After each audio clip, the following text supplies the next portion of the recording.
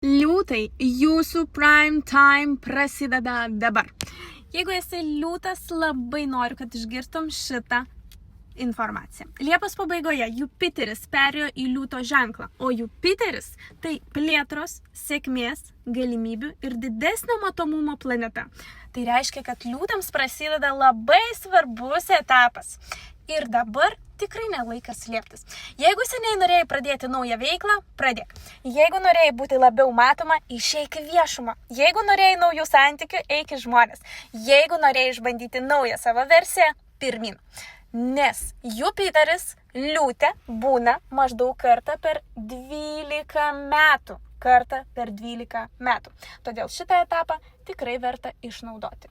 Liūtai, jūsų laikas spindėti. Aš esu Aleksandra, astrologė ir numerologė. Jeigu nori suprasti, ką šis laikotarpis reiškia būtent tau, pagal gimimo datą kviečiu registruotis konsultacijai.